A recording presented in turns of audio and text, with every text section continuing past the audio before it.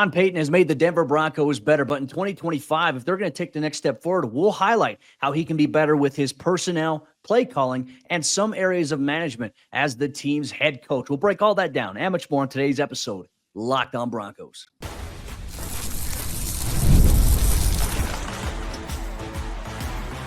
You are Locked On Broncos, your daily Denver Broncos podcast. Part of the Locked On Podcast Network, your team every day. What's happening, Broncos Country? Happy Friday. Welcome into another episode, Locked On Broncos, your daily Denver Broncos podcast, part of the Locked On Podcast Network, where you know it is your team every day. For all your Broncos news, content, coverage, analysis, and more, this is the place to be every single day, all year long. Thank you so much to everyone in Broncos Country, all the everydayers out there. Thank you so much for tuning in and making us your first listen of the day, however you choose to do so. And if you're not yet an everydayer and you had yet to make us your first listen every day, it's super easy to do that by hitting that subscribe or that follow button, and you'll never miss out on what's going on with your favorite team. I'm Cody Roark, Broncos beat reporter for Mile High Sports, joined as always by Sayre Bedinger, the site expert over there, predominantlyorange.com. And together we bring you a daily podcast here on your favorite team. And here's what we got on tap on today's jam-packed Friday episode. We're looking at Sean Payton, how he's made the Denver Broncos better, but there's ways that he can improve the team even further in 2025 by trusting in his personnel. We'll also tell you why Sean Payton can improve in the play calling department and how he's perceived in terms of his management as a head coach. You're going to get all that on today's episode of the show. So, Sayre, let's open it up right now. This is, I think, a very important topic, right? Because 2 years ago, when Nathaniel Hackett was fired, I think the overall state of the Denver Broncos was, wow, this team is a disaster. They've got new ownership coming in. It's going to be very interesting to see how they approach this. There were different head coaching candidates that were, perceived in the process. Denver landed on Sean Payton, and Sean Payton, as we know, comes in, he rules with an iron fist. And I tell you what, there's a perception to Sean that a lot of people on the outside have of him. But when you actually get to see Sean work and in person, he comes across, some people think as grumpy or curmudgeon. I can tell you this, Sean is he's competitive. He's got that fire to him. And look, I think ultimately for him, he's been doing this so long that I think that there's this respect that should be given out to him for what he has accomplished throughout his coaching career. But there's still things that he can continue to improve on here. And I think one of the more important elements, and this is something I know you're passionate about, personnel and trusting that personnel is a big key. It really is. And I think, like you said, Sean Payton has earned more than the benefit of the doubt at this point, right? I mean, he's a Super Bowl winning head coach. He's one of the winningest head coaches in modern football history. He's one of the best offensive minds in recent NFL history. And obviously, he has turned around the culture of this Denver Broncos team. But I want to get just preemptively upset over the NFL draft for a little bit here, Cody, because there was a rumor that came out from ESPN, Jordan Reed, one of the ESPN NFL draft insiders over there, who said that the dark horse candidate for the Broncos in round one of this year's draft to watch for could be South Carolina's Nick Emanwari, the safety. And that's great. Like, he's a great player. He's a tremendous athlete, could be a, all pro at the safety position. But I want to get a little preemptively upset here because I feel like a lot of the time what we struggle with over the last 2 years with Sean Payton and the Denver Broncos and really, really pushing that ball forward is the fact that he has like his guys, right? And when I mean his guys, I mean, we've heard all about the former Saints that have been coming over. Totally great. Those guys know the offense. And as Sean Payton says, you know what to expect from those guys. But at the same time, how often are the Broncos going to sacrifice talent or the opportunity to upgrade in the talent department for whatever reason, right? I mean, you signed Talanoa Hufanga in free agency. You signed Brandon Jones last year. You cut Justin Simmons. You did all these things to revamp the position already. I would be so upset, Cody.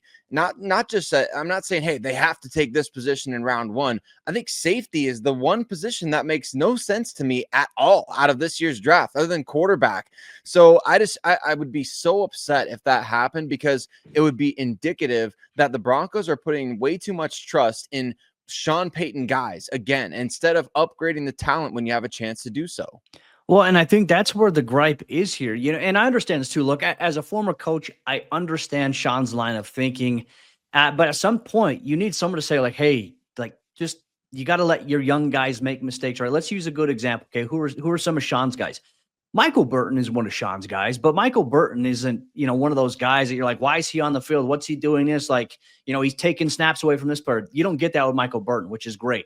But like, I'll give you an example. Lil Jordan Humphrey, someone who we talked about a lot on this show last season. Lil Jordan Humphrey, certainly earned, a role and had a key part for what the Broncos were doing, but it came at the cost of more playing time for guys like Devon Vele, obviously Troy Franklin down the stretch as well. But towards the end of the season, Troy Franklin, Devon Vele ended up seeing a little bit more in terms of snap count, overall snaps played in the game than Lil Jordan. But why did it have to take to the end of the season, right? And that's just because I know as a coach sometimes you trust your guys. Like you have this affinity, like, you know what? I may not get this type of boom bust production from this player, but I'm going to get consistent, reliable. They do exactly what I need them to do. But at some point, you got to say, look, I understand this guy does everything that we asked him to do. But we have these young guys that we drafted. We drafted Troy Franklin. We had a second-round grade on. And we can't get Troy involved as much in the offensive game plan because you have a guy like Lil Jordan Humphrey taking up a majority of those snaps at the beginning part of the season, whereas you have to let these young guys go out there and make mistakes. And of course, Troy had three drops. Like people want to talk about the drop issue with Troy Franklin. Troy had 3 drops last season on what were deemed catchable passes. That's not a concern to me. I'm not worried about that. Troy's going to be fine in that department. They hit it against Buffalo. But you're telling me like Troy couldn't have benefited from getting more playing time early on in the season, playing in that big Z role that Sean Payton envisions him as? Whereas it's like Sean's like, I don't know if I can trust him to run the right route at times. I don't know if he knows exactly where to go based on this. Like there's so many moving pieces to this. But let the young guys play. Let them make their mistakes. That's how they're going to take a step forward and grow. Instead, there is a little bit of a pecking order for Peyton's guys over younger guys. And that sometimes can be a downfall of a coach.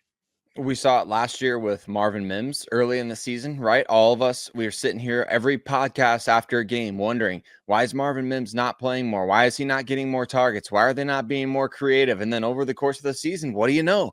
We see them actually go ahead and do that and have success. I'm not saying we're right all the time because we're not, but look, with guys like Lil Jordan Humphrey, they were spinning their wheels with Javonte Williams on a game-by-game basis to the point that it was an abysmal performance in the running game overall. And they just keep throwing Javonte Williams out there. I don't know. Why is it not working? I don't get it. Audric Estime spent time in the doghouse for fumbling, despite the fact that other guys that were fumbling or dropping passes were getting more and more opportunities. And then you just see these continual sacrifice of hey, we need to go make an upgrade here. Like, let's talk tight end, obviously, right? Last year, just one of the worst tight end performances that we've seen in NFL history, in my opinion, in terms of the passing game. Like 19 catches led your team at tight end from Lucas Krull, who probably wouldn't have been on most rosters around the NFL. Adam Troutman led the team with 188 receiving yards at the tight end position. You're telling me you couldn't do anything in the offseason to make an upgrade at that position group? And I get the impression that it's because, well, we like Lucas Krull, we like Nate Adkins, we like, X, Y, or Z. It's this, that hubris of thinking that, man, we can't upgrade because I picked this guy or I found this guy and he's going, like, it's going to happen. Like, we want to manifest all these different things. And I get that. I think that there's a huge difference though between this favoritism of guys and really being able to find those upgrades in talent. Playing favorites and player development, Cody, there's a gray area in between those, a fine line between those. I don't know where the Broncos, like I said, this is preemptive frustration. We're 2 weeks away from the NFL draft at this point. We don't know what the team's going to do, but I can't even stand the thought of sitting here on Friday 2 weeks from now after the first round is done and the Broncos haven't done anything to upgrade their weapons around Bo Nix. Well, and look, I'm going to use my favorite Denzel Washington quote, as I so often love to do here on the show. When you pray for rain, you've got to deal with the mud too. And when it comes to player development, you've got to let these young guys go out there and make their mistakes. That's the way that they're going to learn. And you know what? The fear of God works. What Sean Payton, like I said, he's tough on guys. When guys fumble, I mean, we've seen him chew out Cortland Sutton. We've seen him chew out, his guy, Lil Jordan Humphrey. You're going to get chewed out by Sean Payton at some point. His coaches get chewed out by him. But the fear of God also works a lot when it comes to like, okay, I can't make a mistake. Now there's a whole realm of sports psychology we could dive into. We don't have enough time on today's show to be able to do that. But I agree. I think that is one way that Sean can improve as a coach here in 2025 to give the Broncos the best chance. Trust your personnel. Trust your young guys. Let them take a chance on their development and take a chance on them being able to make some mistakes and having some room to grow in the same exact breath there. That's where I'm at, especially at the Broncos. If they go with a rookie running back around number 1, you got to let that guy go through the gamut of welcome to the NFL. You may struggle for the first couple of weeks. The same trust that he had, the same patience he had in the first 2 weeks when Bo Nix struggled to open up his NFL career. Have that with other positions and players on your roster. Broncos Country, want to know your thoughts here on Payton and obviously the personnel management we've seen from him in the last couple of seasons. Your thoughts on that. But we're not done just yet. We're going to tell you why Sean Payton's play calling can improve here in 2025. We'll break all that down and much more on today's episode, Locked On Broncos. Today's episode, Locked On Broncos, is brought to you by our friends over there at Nissan. And the Armada Player of the Week is brought to you by our friends at Nissan and the all-new 2025 Nissan Armada. And each week, we're taking a look at our draft prospects to pick one guy that stands apart and the guy we believe showcased the strength and the power needed to push the Broncos forward as we look ahead to next season. This week's Armada and clear-cut player of the week is Ohio State running back TreVeyon Henderson, one of the best backs in the NFL draft this year. He's heavy duty. He's rugged. He can stand in there, stick his nose in and pass protection, but he's going to conquer the road with capability and confidence, just like he did as an 18-year-old true freshman at Ohio State and then leading his team to a national title this past season. Dream big and go big. And when it comes to the Nissan Armada, they say go forth and conquer. That's exactly what I think TreVeyon Henderson can do here in Denver. And it's clear that our player of the week is out here ready to conquer the road ahead with confidence, just like you can in the all-new Nissan Armada or any of their outstanding vehicles. Take the Nissan Armada, Rogue, or Pathfinder and go find your next big adventure at shopnissanusa.com. Just like Ron Burgundy, we know that Sean Payton excels when he's on script, but what happens when you have to go off script? What happens when the teleprompter isn't working? We got to make sure that Sean Payton and the Denver Broncos are able to win off script in 2025. What do they got to do to make that happen? Well, we're going to talk about that and more on today's episode, Locked On Broncos. And Broncos Country, we appreciate you so much for tuning in and rocking with us every single day. You know your boys, Cody and Sayre, will have you covered all throughout NFL draft season here in 2025 and thereafter as the Broncos get into OTAs and all that sort of stuff. So make sure you're subscribed if you're not already. Cody, let's talk about Sean Payton's play calling. Obviously, we saw throughout the course of last season a number of games. I think of Tampa Bay off the top of my head. I think of the Saints game. I think of the road game against the Chargers. These are just games off the top of my head where, man, the Broncos really brought it on the opening script. That was impressive stuff when they were firing on all cylinders and really working well together. But it felt like if they weren't able to capitalize on the opening script, it sort of felt like it took them way too long to get going last season. Let's talk about that. What do you attribute that to? What needs to get corrected here in 2025? Well, I think it's a combination of things, right? You know, when you're designing your script, you're anticipating that to open up a game, at least from an offensive play calling standpoint, you're going to get a certain look by the defense, right? They usually come out in this base look, but you know, based on, let's say this is your second matchup and how you've played them. Okay, they played us like this in the first matchup. Here's what we anticipate they're going to come out in. We know this gives us the best, you know, from a play calling standpoint, these set of 10 to 12 plays gives us the best chance to maybe capitalize and get some momentum early on. You know, I think a lot of that, Sean understands that. Look, Sean is a brilliant play caller, but sometimes, as we've seen, you go away from some of the things that works, you know, and certainly, you know, you can't script an entire game. You can't stay on script, but you have to adapt and evolve as the flow of the game is ongoing. You know, when the defense makes an adjustment on the next drive, when you come out in a certain formation, you've got to make the adjustment. What does that look like? What is your counter there? All of this stuff, it's not just like this counter comes in the course of a game. It's like, all right, we anticipate, like, this is where I think so many people don't understand the X's and O's beyond, you know, outside of like the Madden world, because it's different. But like the Broncos, they have it in their head. Sean Payton does. This is how in-depth and critical he is of this. He anticipates what change the defense is going to come out to play. If the Broncos are having success with one thing, and he says, okay, if they counter us with this, we're going to counter with this. It's so in depth. I can't even begin to explain it without confusing all of our listeners. But the thing where Sean, I think, can improve the most when it comes to play calling, Sayre, if something's working, find a way to stick with it. Let's go back to that Chargers game towards the end of the season where the Broncos on Thursday Night Football, you win, you're automatically in the playoffs. And you don't really have to worry about your next 2 weeks against Cincinnati and then the Kansas City Chiefs. Really a gamut to end the season there for Denver. But the Broncos in that first half, I mean, Sayre, they came out on fire. The first half there, they ran it 13 times with Audric Estime, Blake Watson, just Javonte Williams even getting involved in the mix.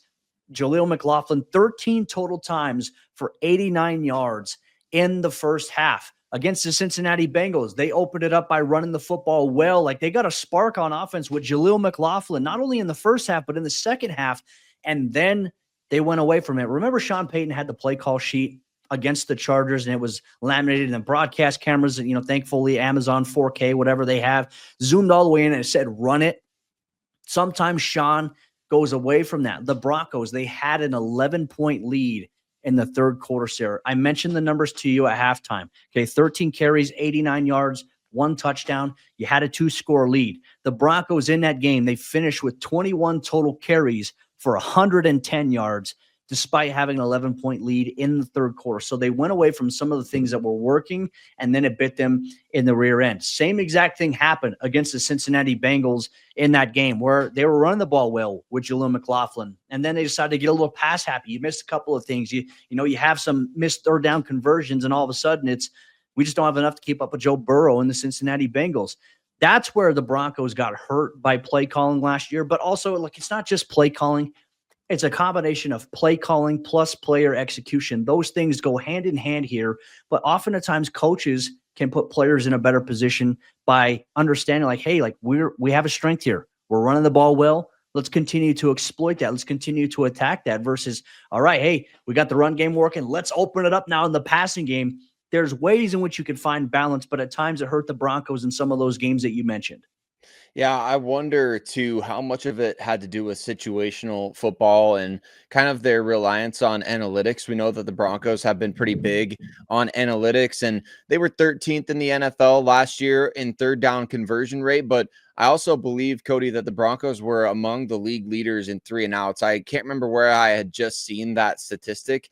Offensively last season, they ranked 25th in the NFL in average time per drive, 27th in the NFL in average plays per drive, and 23rd in average yards per drive. So it would make sense that while they were an upper half team in terms of third down conversions, that they also were among the league leaders in 3-and-outs. And so I wonder how much of their propensity for 3-and-outs drove the decision making in terms of play calling, the flow of game management, things like that. I'm sure it weighed heavily on it because they probably felt like, man, we have to get ahead of the sticks right away with whatever we feel is our bread and butter.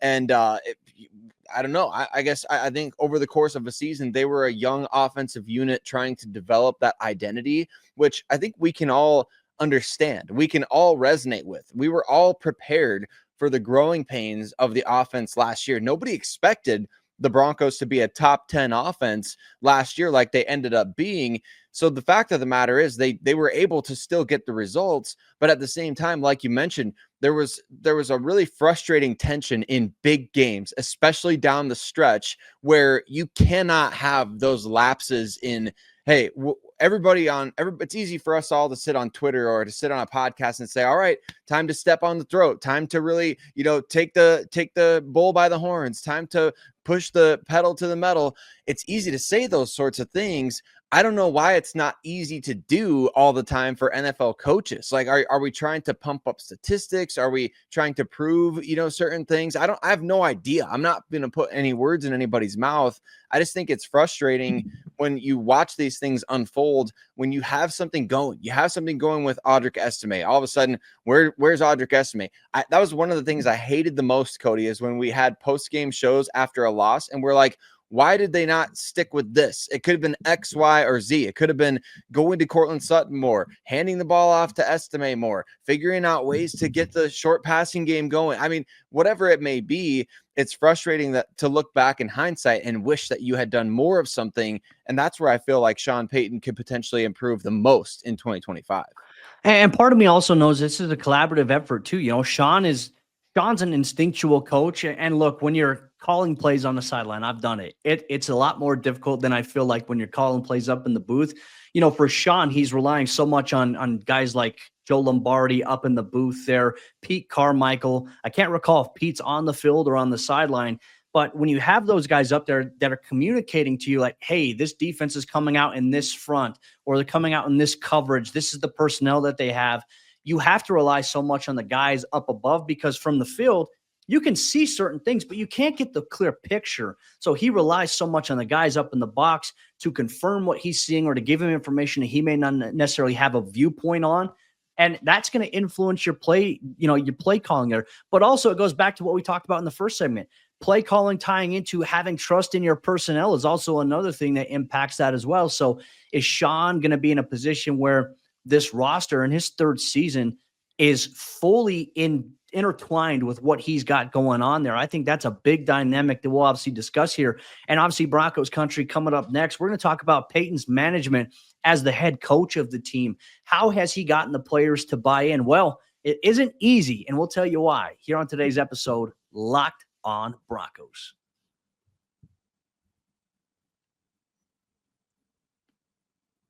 There's a method to the madness when it comes to Sean Payton and how he coaches, how he leads as a head coach, as a play caller, and how he coaches his coaches. It has transformed the Denver Broncos locker room since he has taken over in the 2 years he's been there. Now, as the team prepares for his third season, manning the team, what does that look like, and how can it get better? Or is there any an area where he can continue to improve the team culture? We'll dive deep into that here in today's episode of the show here. Real quick, I want to say thanks to the everydayers and first listeners out there in Broncos Country. We appreciate you so much for tuning in here. Sayre, I wanted to talk about Sean's management as a head coach. You know how hard it is to come in, and I think a handful of coaches can do this. Guys who are great leaders, Sean Payton being one of them. Look at what Dan Quinn was able to do more recently in Washington. And there's a kind of little bit of a trend there. New ownership, stability in that fraction there. Like they have an ownership that was willing to invest fully in Dan Quinn. And obviously in Washington, there's that stability. You find a young quarterback. Sean Payton's got that. He got his quarterback. He's got good ownership in place. And now all of a sudden it's like, now we can breathe. We can see the forest through the trees here because we have our biggest problem solved. The thing with Sean as a head coach that I don't think gets talked about enough, I mentioned it earlier. A lot of people on the outside who aren't fond of Sean Payton, they don't like that he comes across as brash sometimes, but Sean has earned the right to be a little cocky. Like he's accomplished a lot. He rules with an iron fist. And certainly it's not easy to play for Sean Payton. It's not easy to coach alongside Sean Payton, but there's a reward in it. And I think we're seeing that kind of play out here with how the team has drastically improved and the culture. That right there is where I think the difference is. There is complete buy-in from the locker room and players. In the first training camp, Sean came in, kind of built this callousness, and they're like, it's tough. Like this is one of the hardest training camps we've ever been from players that I spoke to.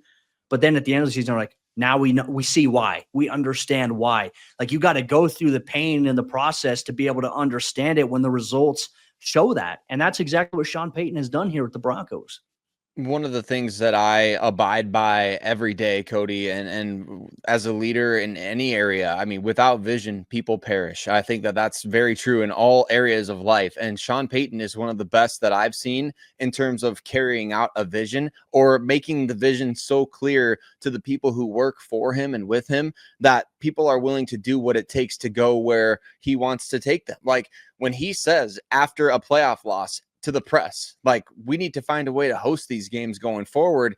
And he's thinking that during the game, like he's thinking during that loss to the Buffalo Bills, man, we've got to start playing playoff games at home. That type of vision for your team is going to, it's going to trickle down through everybody in the organization, that if the head coach believes we're going to host playoff games or we that's where we're going, then everybody else is going to say, all right, I'll do whatever it takes to achieve that vision. Because if you're just sitting there saying, hey, we want to maybe win the AFC West. And I know that nobody's saying that. Obviously, everybody in the NFL wants to go win the Super Bowl. But when you put stuff before players and coaches and you give them clear vision and you give them clear roles to attaining that vision, man, they're going to do those little things, even if they, have to kick and scream towards doing it, right? It's just like anything that you do, disciplining yourself in the gym, saving money to go on a big trip, whatever it may be.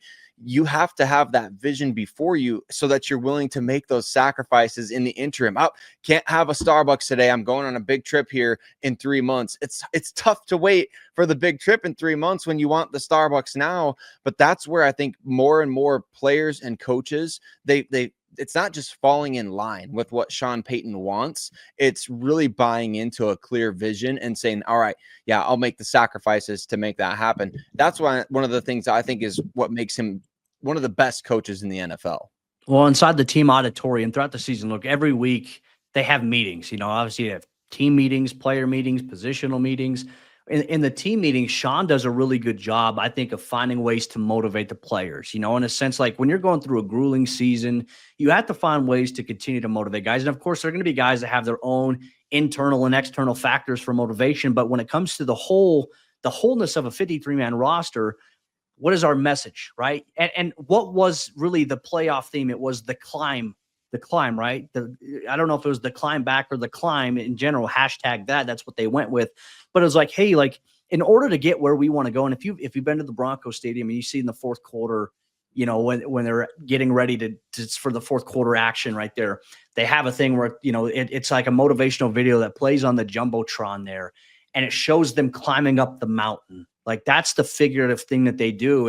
And realistically, it translates into so many different areas of, your own personal life. But when it comes to being in football, it's like the perfect analogy. Like you start the season at base camp, right? And it's like, hey, it's going to be a climb. It's not going to be easy. There's going to be obstacles. There's going to be fatigue. There's going to be all these different factors that impacted.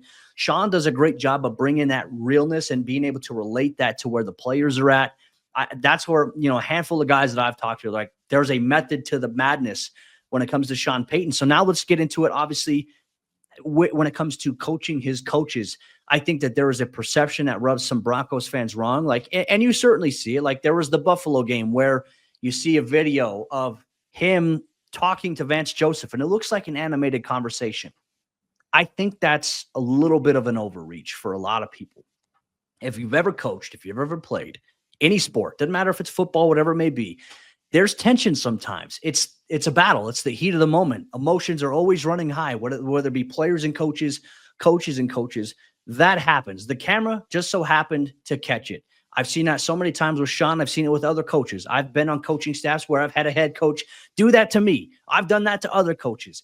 That to me is a big nothing burger. Now, I would say the only time it can become an issue is if it's leading to a fracture in your locker room, right? Like, for example, one thing you could see, like, if that happened, like if that interaction is caught there from Sean and Vance Joseph, and all of a sudden defensive players like, nah, we're not doing this. Like, we're sticking with Vance. We're siding with Vance, from that perception wise, that's where I think there'd be a little worried. Like that was the case, a few years ago, 2017, where it was the offense versus the defense in Denver. That divide in the locker room was very present and very evident. That's not the case here. Payton, like I said, coaches his coaches hard. We've seen a lot of coaches get promotions. And I think because of some of those interactions, we've seen that narrative develop. Oh, people are jumping ship. People aren't jumping ship to get away from Sean Payton. They're getting promotions. They're getting elevated because of the Sean Payton tree. But on top of that, you're seeing people come to Denver because they want to play for Sean Payton, because they want to coach with Sean Payton. Yeah, 100%, including potentially one of his former players who just recently retired from the Miami Dolphins after playing 9 seasons with the New Orleans Saints, Teron Armstead. He retires from football, immediately gets a call from Sean Payton to come join the staff. He's like, I don't even know what he wants me to do yet, but I guess we'll see what happens there. So, yeah, it's one of those things to where everybody wants to blow things up because they don't like Sean Payton personally, right? People have axes to grind. I just feel like it's kind of the natural course of, hey, when you're in the heat of the moment in the NFL, and it's something that he commonly does. But he's also, going to go up on the podium and sing Vance Joseph's praises, right? I mean, he did that. He stuck with Vance through the 72 to whatever the heck it was, so or 70 to whatever it was. I'm not trying to give the Dolphins any more points. 70-20. They didn't score any more than 70. They only got 70. So, I mean, he stuck with him through that. I think that, those types of things speak volumes, but nobody wants to talk about that. Nobody wants to say, hey, Sean stuck with Vance through 70-20. They want to talk about the fact that he yelled at him during the playoffs or, something stupid like that. So I completely think that the concerns over his demeanor are overblown. And I personally believe that, people want to work with him and for him because he makes them better. And he's going to be able to point things out in the way that you go about your business, that even if you only take the nuggets of truth through criticism. That's the thing about criticism, right? When we read comments on the podcast or we get, tweeted at and things like that, I think you always look at criticism. You try to find the nugget of truth. Even if that's all that these coaches are doing with working for Sean Payton, they're going to be able to find something that will make them better as professionals. And I totally believe, Cody, that people want to be around him, and that people, I mean, ultimately would say they enjoy what he did for them to help them advance in their professional careers. Well, and like I said, it's not easy to play for Sean. It's not easy to coach. And look, it's not easy being a media member when it comes to like interacting with Sean Payton, because there are certain things, going into it, you're not going to get, but yet people ask I would say sometimes it's not just in Denver, but here in Denver, sometimes people ask some silly questions to Sean, and Sean gives them a silly response in a sense to that. But the one thing I've learned and worked with Sean's been great to me. But like if you call it from an objective standpoint, Sean doesn't hide from the fact that you can be critical, right? And there's times I've been critical of Sean. I thought I was very critical of Sean with how he handled the whole Russell Wilson thing. But Sean is very much like, I understand, like he understands our jobs, but at the same exact time, we are not punished in any way, shape, or form for speaking out against the Broncos. That's one thing I always want to make clear. There's a myth out there that we have to sing praises and we can't be critical. No, I think that there's a difference between being critical and also being objective and fair. Some people make their analysis personal, and I think that's where Sean sometimes has a little bit of an axe to grind with certain things. But the reality is if you ask Sean a good question, like Sean's going to answer. Sean's been able to answer some really good questions, both on the record, off the record here. And there's some things obviously we can't share necessarily with that, but there's a process there. I would say things are going to open up a little bit more, especially as this team starts to have some more success. You're going to see a little bit of a different side to Sean. Whereas I think when he came in, it's, hey, things have been a certain way here for some time. We got to flush that out of the system. And that's everything in terms of what we're able to see at practice, what we're able to be a part of. And there's a process there because it has led to a better team culture, and it's just trust in the process. But also, like, Sean welcomes us in our ability to be critical of him as well. I've had really good conversations about that off the record with him. So, like I said, the perception isn't necessarily the reality when it comes to Sean Payton on a lot of things. And that's the message I'll leave here with Broncos Country. That'll wrap up today's episode of the show. Broncos Country, we are 2 weeks away from the NFL draft. So on Monday, you have a chance to have your mock draft be featured here on Locked On Broncos. Send us your mock drafts. Conduct a 5-round mock for us. Sayre Bedinger, myself, we'll pick the best one, and we're going to break it down and share our thoughts on your mock draft on Monday's mock draft episode. Locked On Broncos. We'll see you then.